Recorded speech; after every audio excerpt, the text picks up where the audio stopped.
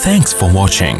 Don't forget to like, comment, share and subscribe to Mufti Tariq Masood, famous scholar. سب سے پہلی تعلیم والدین کو بچے کو ٹوائلٹ کے استعمال کی دینی چاہیے. طہارت تو یہاں سے شروع ہوتی ہے نا.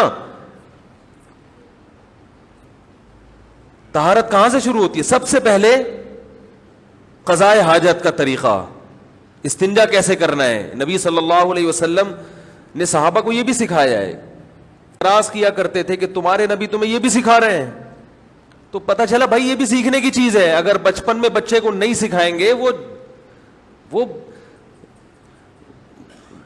گندگی پھیلائے گا وہ ہر جگہ. رسول اللہ صلی اللہ علیہ وسلم نے ارشاد فرمایا اذا استيقظ احدكم من منامه فلا يغمسن يده في الاناء حتى يغسلها ثلاثا. یہ آداب سکھائے جا رہے ہیں. فرمایا جب صبح بیدار ہو, اس زمانے میں نلکے نہیں ہوتے تھے, بالٹی میں ہاتھ ڈال کے پانی نکالنا پڑتا تھا. فرمایا ہرگز ہرگز ہرگز بالٹی میں ہاتھ مت ڈالو.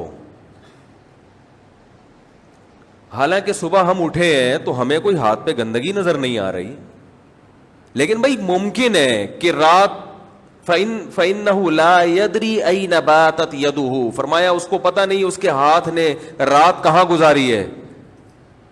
ہو سکتا ہے ہاتھ شرمگاہ پہ لگ گیا ہو سکتا ہے کوئی گندگی آ گئی ہے اس پہ.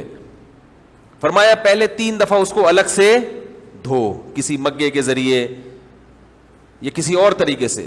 کچھ بھی نہیں ہو تو پھر علماء کہتے ہیں تھوڑا سا چلو بھر پانی لے کے اچھی طرح ہاتھ دھو لے, مجبوری ہے. 3 دفعہ آپ نے فرمایا ہاتھوں کو اچھی طرح دھو گے, اس کے بعد ہاتھ اس لائق ہوتا ہے کہ اس کو بالٹی میں ڈالا جائے. یہ رسول اللہ صلی اللہ علیہ وسلم مسلمانوں کو کیا سکھا رہے ہیں؟ بولو بھائی, صفائی, طہارت, کہ پانی کو تو گندا مت کرو. اور یہ کھڑے ہو کر ادھر ادھر چھیٹے جا رہی ہیں اور وہی پینٹ چڑھا کے, نہ کوئی استنجا, وہی پیشاب کے قطرے بھی ٹپک رہے ہوں گے. اور بچہ بھی پڑھا لکھا لگ رہا تھا, ڈریس سے لگ جاتا ہے نا کہ تھوڑا سا بھائی ڈریسنگ سے بھی کچھ محسوس سا ہو جاتا ہے کہ کچھ شاید کسی اچھے اسکول میں پڑھا ہو, لیکن نہیں, تمیز نہیں. والدین اگر بچپن میں بچے کو سکھا دیں تو سوال ہی پیدا نہیں ہوتا بچہ ایسی حرکت کرے. تو بہت معذرت چاہتا ہوں اتنا گندا واقعہ میں نے سنایا, لیکن یہ بتانے کے لیے کہ جو پبلک ٹوائلٹ ہیں ان میں بہت احتیاط کیا کریں. اب لوٹے کو نہ دھوئیں جا کے, وہمی نہ بنے, لیکن یہ کہ احتیاط کیا کریں. کچھ بھروسہ نہیں ہے کیا ہو رہا ہے. یہ جو بھنگی بیچارے ایئرپورٹ کے باہر ہوتے ہیں نا, جو ہر وقت صاف کر رہے ہوتے ہیں, ان کی 1 دن کی چھٹی کر دو, 1 دن کی چھٹی کر دو, پھر دیکھو حال کیا ہوگا واش رومز کا. پھر دیکھو حال کیا ہوگا. 1 گھنٹے کی ہاں چھٹی کر کے دیکھو, پھر دیکھو حالات کیا ہوں گے. قوم میں سب کی بات نہیں بار بار بتا رہا ہوں بھائی آپ لوگ کے علاوہ, قوم میں واش روم کو استعمال کرنے کا سلیقہ نہیں ہے.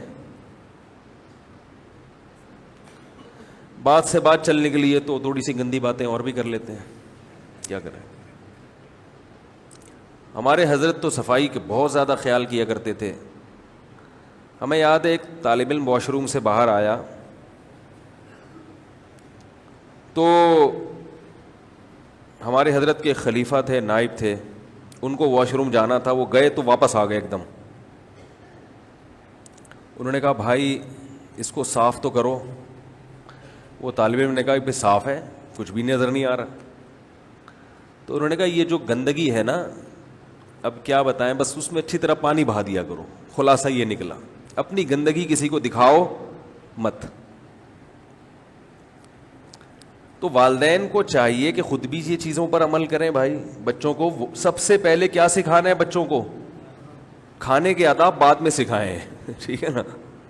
کپڑے استری کرنا بعد میں سکھائیں, پرفیوم کا استعمال بعد میں سکھائیں. سب سے پہلے کیا سکھانا ہے؟ اور یہ قرآن کی تعلیمات ہیں. قرآن میں سب سے پہلا حکم جو نازل ہوا ہے علم کے بعد. علم تو سیکھنے کی ترغیب ہے نا, اب سیکھا کیا جائے, تو سورہ مدثر نازل ہوئی. یا ایھا المدثر قم فانذر وربک فکبر وثیابک فطہر. رب کی کبریائی بیان کرو اور لباس کو پاک رکھو. اب بظاہر دونوں چیزوں میں کوئی جوڑ نظر آ رہا ہے؟ اے نبی کھڑے ہو کر اپنی قوم کو ڈرائیں. ڈرانا کہاں سے شروع کریں؟ اللہ کی کبریائی اور لباس کو پاک. تو سب سے پہلا حکم قرآن میں کیا نازل ہوا؟ رب کی کبریائی کے بعد کپڑوں کو, لباس کو پاک رکھو. پاک رکھو اپنے لباس. وَثِيَابَكَ فَطَهِّرْ وَالرُّجْزَ فَهْجُرْ. فرمائی یہ ظاہری گندگی بھی چھوڑ دو اور باطنی گندگی بت پرستی. انسان ہو کے پتھروں کے سامنے جھکتے ہو, چھوڑ دو اس کو. نبی نے تو بت پرستی پہلے سے چھوڑی ہوئی تھی نا بھائی, کیا خیال ہے؟ تو اس سے صاف پتہ چل رہا ہے کہ نبی کے توسط سے اصل میں امت کو بتایا جا رہا ہے. تو اس سے پتہ چلا کہ نبی صلی اللہ علیہ وسلم کو جو پہلا حکم دیا جا رہا ہے لباس کو پاک رکھو, وہ بھی اصل میں نبی کو نہیں دیا جا رہا. نبی کے توسط سے کس کو دیا جا رہا ہے؟ امت کو. امت کو بتا دیں یہ آیتیں. نبی تو پہلے سے صاف ستھرے رہے, آپ کی تو مزاج میں صفائی تھی. ہمارے نبی کے مزاج میں, جس کے مزاج میں صفائی ہوتی ہے اس کو خوشبوؤں سے محبت بھی ہوتی ہے. خوشبو سے محبت دو وجہ سے ہوتی ہے انسان کو. ایک اس لیے کہ اس میں بدبو اتنی ہوتی ہے کہ اس کو چھپانے کے لیے خوشبو چاہیے ہوتی ہے. ایک کنٹری ہے اس کی صفائی بہت مشہور ہے, بہت صاف ستھرے لوگ ہوتے ہیں وہاں پہ, بڑی نفیس قوم ہے وہ, غیر مسلم ریاست ہے. ہمارے ایک رشتے دار گئے وہاں پہ, کہہ رہے میں نے سنا تھا یہ لوگ بہت دنیا میں نفیس قوم ہے نا, بہت نیٹ اور کلین ہوتے ہیں یہ لوگ, اور خوشبوئیں بڑی مشہور ہیں. کہنے جب میں وہاں گیا تو پتہ چلا کہ ان کی خوشبوئیں اس لیے مشہور ہیں کہ ان کی بدبو بڑی مشہور ہے. غیر مسلموں کی صفائی میں ظاہری صفائی کا تو بڑا اہتمام ہوتا ہے, باڈی کا اتنا خیال نہیں کرتے وہ لوگ. کہنے پتہ چلا یہ ان کو کیا بدبو اتنی ہے, منہ صبح اٹھ کے منہ نہیں دھوتے ہے بھائی, تو منہ سے بدبو آ رہی ہوتی ہے تو ماؤتھ اسپرے ایسے کیا نکل لیا. نہاتے نہیں ہیں تو پسینے کی بدبو, اور کھاتے بھی سور کتے اس کی اور الگ سے بدبو. وہ باڈی میں وہ بھی بدبو بھی تو آ جاتی ہے نا, کتا پن تو آئے گا جب آپ کتے کھاؤ گے, تو اس کے لیے الگ اسپرے. مجھے لوگ گفٹ کرتے ہیں جا کے باڈی اسپرے, ماؤتھ اسپرے. میں حیران ہوتا ہوں یار باڈی میں بدبو کہاں ہوتی ہے کہ جو ہم اسپرے کریں یار اس پہ. وہ کہہ رہے بدبو ختم کرے, بدبو اللہ نہ کرے یار ہماری باڈی میں, اللہ نہ کرے بدبو ہو تو ہم نہ کے نہائیں گے. بدبو کو ختم کرو نا. کچرا کے ڈھیر میں بدبو آ رہی ہے تو آپ نے وہاں لا کے مشک و عنبر لا کے پھینک دی, ارے وہ کچرا صاف کرو وہاں سے.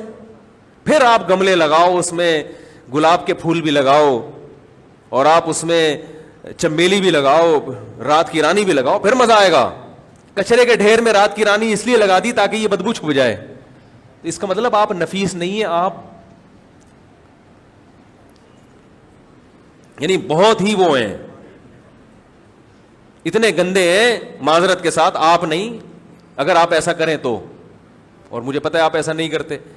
آج میں نے دیکھا ہے گھروں میں بعض خواتین ایسا کرتی ہیں, بچے کی وہ اس نے پیشاب کر دیا, اسمیل آ رہی ہے, ایک اسپرے مارا ایئر فریشنر. اور یار اس سے تو اور معاملہ خراب اس لیے ہو رہا ہے کہ یہ بدبو تو آپ نے دبا دی, پہلے کم از کم احساس تو تھا نا انسان کو. جو جرمز پھیلے ہوئے ہیں احساس تو ہے, تو تھوڑا احتیاط کر لے گا, ادھر نہیں ادھر بیٹھ جائے. آپ نے تو اس کو بالکل گلا گھونٹ کے مار دیا, دبا دیا, مارا نہیں ہے. تو یہ اسلام نہیں ہے. ہمارے نبی صلی اللہ علیہ وسلم ہر وقت دانتوں کو صاف مسواک سے, چمکتے ہوئے دانت, اور آپ صلی اللہ علیہ وسلم کے دانتوں کے درمیان قدرتی خلا بھی تھا. آپ صلی اللہ علیہ وسلم بے انتہا, حتیٰ کہ کچا پیاز نہیں کھاتے کہ بو آتی ہے اس میں. اس کے بعد خوشبو کا اتنا استعمال اس صفائی کے بعد, حالانکہ صفائی کے بعد تو ویسے ہی, اور آپ کے پسینے میں ویسے ہی خوشبو تھی, اس کے بعد خوشبو کا اتنا استعمال, کیونکہ نبی نے دنیا کی طرف رغبت نہیں کی. آپ صلی اللہ علیہ وسلم کا بستر کوئی لگژری نہیں تھا, گھر لگژری نہیں تھا, ایک پیالہ لٹکا ہوا ہے, اسی میں کھانا بھی, اسی میں پینا بھی, سب کچھ اسی میں. اور بستر کیا ہے وہ کھجور کی چھال بچھائی ہوئی ہے. تو دنیا سے بے رغبتی. کھانا ایک وقت کا ملا تو 2 وقت کا ناغا, اور وہ ملا کیا کھجور ہے تو 40 دن کھجوری کھا رہے ہیں, جو کی روٹی کھا رہے ہیں, بہت سادگی. مفتی طارق مسعود صاحب کے بیانات سننے کے لیے youtube.com/مفتی طارق مسعود کو سبسکرائب کریں, اور اگر آپ لائیو ویڈیو کو کبھی بھی مس نہیں کرنا چاہتے ہیں تو سبسکرائب کرنے کے بعد بیل آئیکن پہ کلک کرنا مت بھولیں. جزاک اللہ.